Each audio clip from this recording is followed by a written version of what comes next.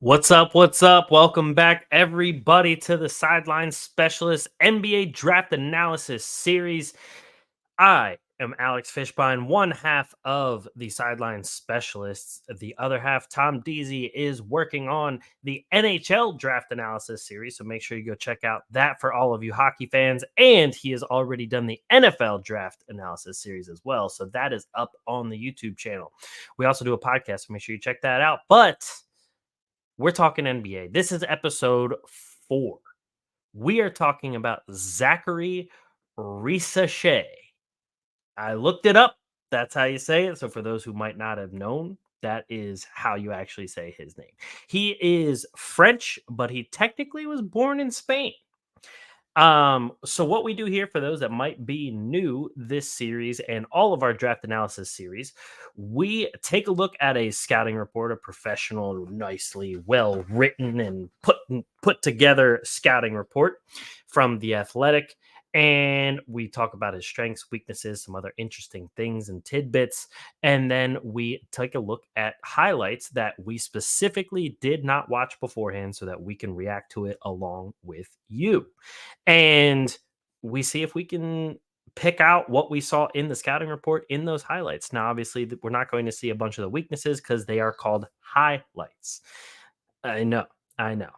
But we will get into everything. So let's bring up Zaccharie Risacher's scouting report. And here we go. So, like I have said before in episodes past, I'm not going to read everything word for word. Zaccharie Risacher, French. He is 19 years old. He's 6'9", 205, gearing up to be a wing, maybe even a power forward. We'll see how his preseason and summer league go.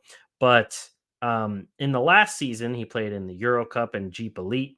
He played 57 games total last season, which is pretty crazy, especially for a 18 and 19-year-old. Or, well, I guess at the time he was 18, but he's 19 now. And he averaged 10.7 points per game, 3.6 rebounds per game, 1 assist per game, 1.5 turnovers per game. And he shot 46% from the floor, 38.7% from three, and 71.9% from the free throw line. Now, before I get into his strengths and weaknesses, a little bit of his background, there's a couple things that I found interesting there.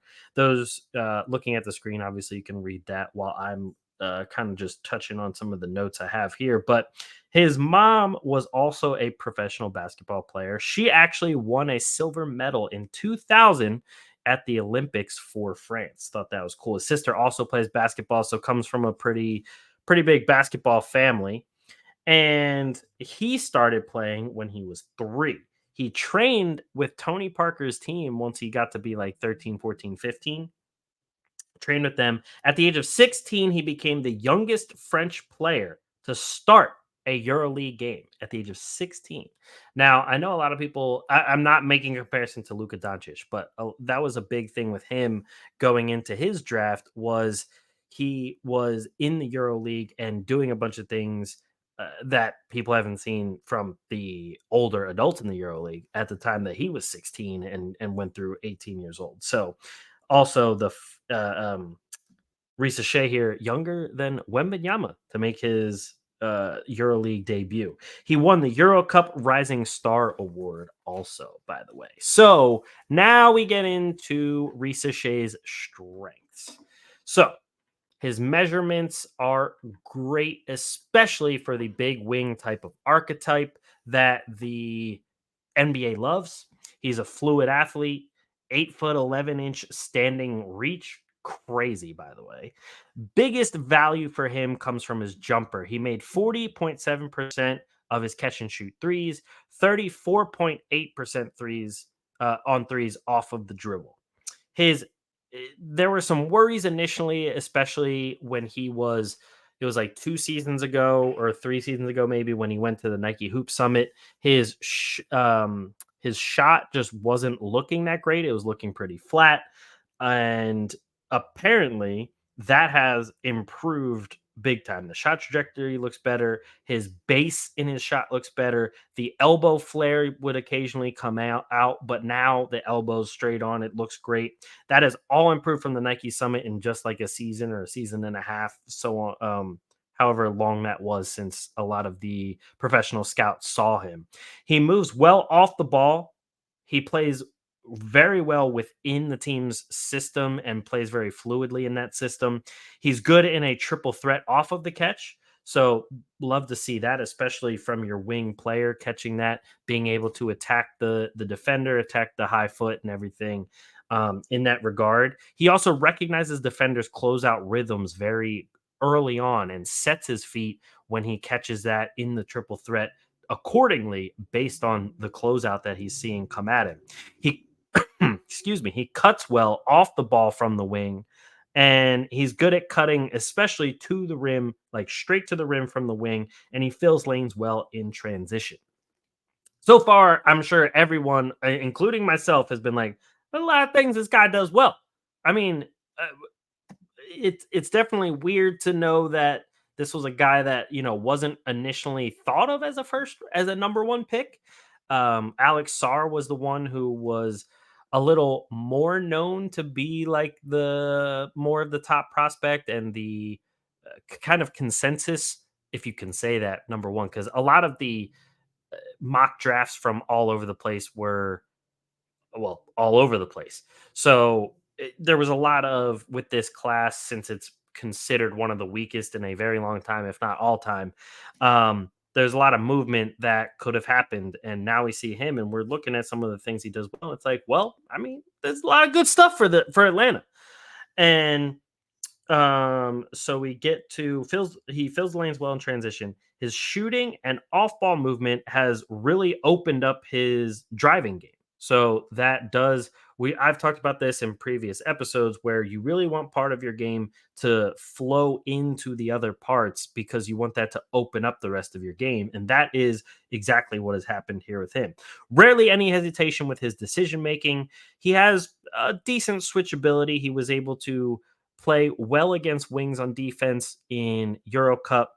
And they put him as point of attack defender on some of the smaller guards, and he got beat a bit, but also played pretty well. He has the ability to be a plus defender, but they don't think that he's going to be much of like an all defensive team guy.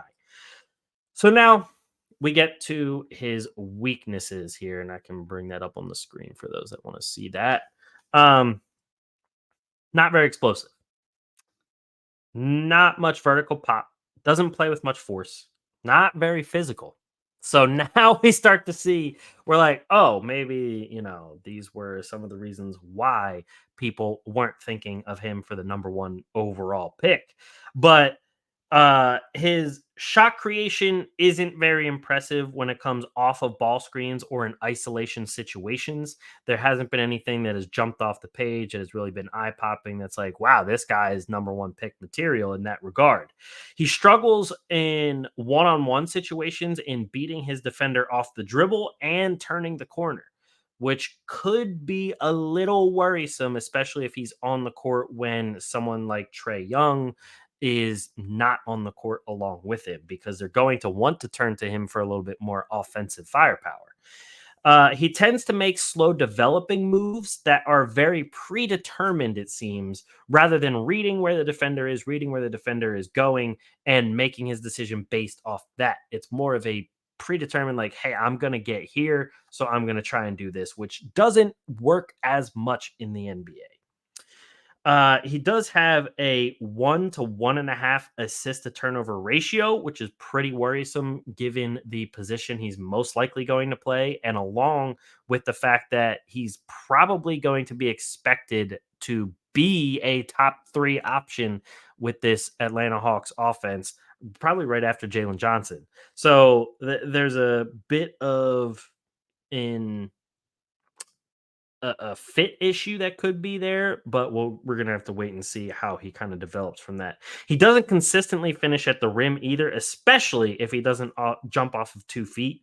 He shot 26.1% on mid range pull ups as well. He doesn't really have much of an in between game at all. He was only 8 for 21 on floaters. He only took 21 floaters. And to round things out, he's also not that great of a rebounder. I mean, it's 6'9", getting 3.6 rebounds per game. He's only 205 at 6'9" too. We're talking about Bub Carrington. He's 195 at 6'4". That's only 10 pounds lighter. Even Jared McCain was 200 pounds at 6'2", and Adem Bona was 235 pounds at 6'8". So has plenty to add onto the frame. So let's take a look at his highlights here, and we will see what we can gather from there. And we will get the setup going like that. And let's take a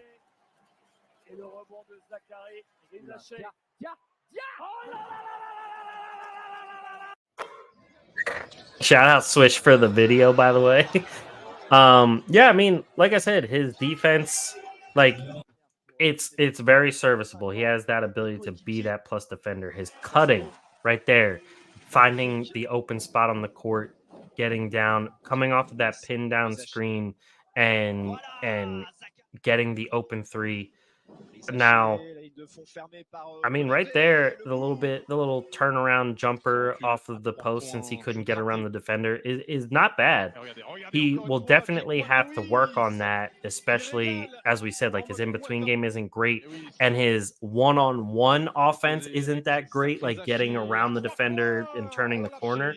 So, but if he can make those type of moves and work on the mid range game, that could be different. Then see right there, like he in NBA terms, he didn't explode up for that dunk. Like it looks like he just kind of barely got up there.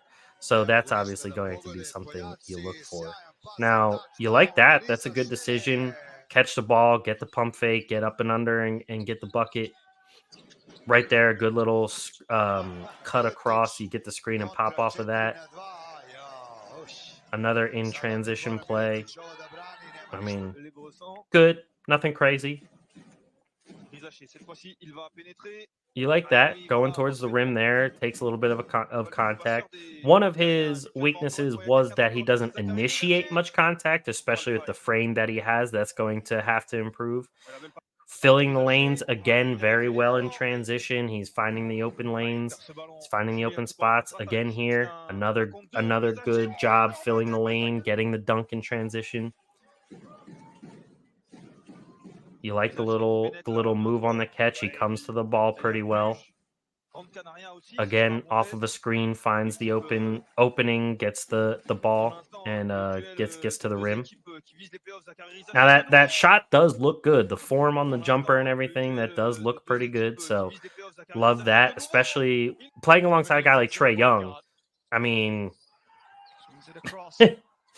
it's always a good thing that you can hit a three like that, because Trae Young's going to command a lot of attention. Jalen Johnson is another guy that's going to command a lot of attention after the breakout season that he had. So the other good thing is that Jalen Johnson showed to be a very willing passer as well. So if he's going to be able to find Risacher in those open corners and everything like that, that's going to be a big step up on the offensive game for them. Good job getting around the defender on that one. He was very in rhythm. It seems like he has a better chance of getting around the defender when he's already moving, when he already gets ahead of steam and can make a move on the run. Again, right there, doesn't get fully around the defender, but takes the contact at least and gets the bucket and one. Let's see what he has to do here. All right. So I mean, right there, definitely not bad. You can definitely kind of see on some of these the predetermined decision that he makes. Like in these, I mean, good collection of a not so great pass there, and gets the ball up for a good three. Again, the form, I like it. I really like the form and the way he gets his feet underneath him. It's a definitely. I did not watch like the Nike Hoop Summit, so I wasn't sure like what his form looked like there. But the base seems to be pretty good.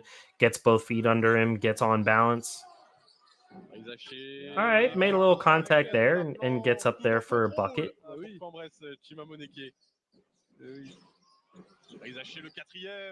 Like that a lot. Like that move.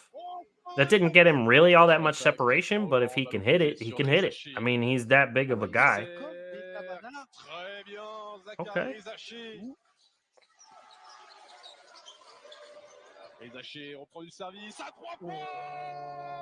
Again, love to see that kind of a shot. Let's see here. Great filling that lane in transition and getting up in front. Yeah. So we're seeing a lot of the exact same things that were in the strengths there. I'd be curious to see some more game tape on him, especially just to see like how bad some of those weaknesses could be. Because if we're being honest, we really didn't see any mid range there. We didn't see any floaters. We saw a couple, turnarounds and made those, but I'm assuming there's probably going to be a lot of misses to go along with those. And yeah, the explosiveness, the vertical pop, it isn't there. But I mean, he's running down the floor and all, but yeah, he's not turning the corner on his defender, and there's a lot to be seen. Now, the number one pick, obviously, with this type of draft, you're not going to look at it and be like that wowed. There's not the huge wow factor coming from that being like, that's a number one pick right there. It's definitely all potential based in this. And if he does reach the potential that the Atlanta Hawks hope he does, then he does. I keep saying does. He should fit well with the team, especially using someone like Jalen Johnson, someone like Trae Young, guys that can, find their teammates on the floor, but also really create for themselves and be able to draw defenses in a lot, especially if you have the lob threats like they do in Clint Capella and Okongwu. You really have it gives you a ton of options as a point guard like Trae Young, getting into the paint, getting the floater that he usually does, lobbing it like he can, kicking it out to Risacher or Johnson or whoever else they pick up on that team. Now that Dejounte Murray is not there anymore, it does give you a good bit of options. So the fit can definitely be there. This one is for sure a purely, I won't say purely because he does show a lot of good skills. And to be honest, the European game is a lot more physical than the American game, because I mean they're calling a lot more fouls in the American game. It's a lot uh, geared towards offense, but we'll see, because Adam Silver and everybody has been talking about mm, giving the defenders a little bit more finally. So we'll see how that turns out. Overall, I think it's a decent pick for the Hawks. I personally I'd probably like to see Alex Sarr on the team a little bit more, but it's kind of at this point we just gotta wait and see how. I'm very curious to see how summer league goes. Very curious to see how the preseason and everything goes. So I think these guys coming over from Europe, I do think it's very beneficial that they're getting out there in these professional leagues against guys older, more experienced, bigger than them, and using that experience to get into the NBA. So overall, I mean, i- it's a mixed bag with this draft. So we'll see how everything plays out. But that's it for episode number five, four, five, four, four of the NBA draft analysis series. If you guys want to check out more, there should be one popping up on the screen here, probably over here somewhere in a little bit. But I appreciate everyone checking this out. If you liked it, please drop a like below. Please subscribe as well if you like our content moving forward, and hit the bell. It lets you know for notifications when we go live. We usually go live once a week with our podcast, The Sideline Specialist, which is it covers all sports, but has a little bit more of a focus on the NFL. And I am Alex Fishbein. Thank you guys for tuning in, and I'll catch you guys in the next episode. Peace.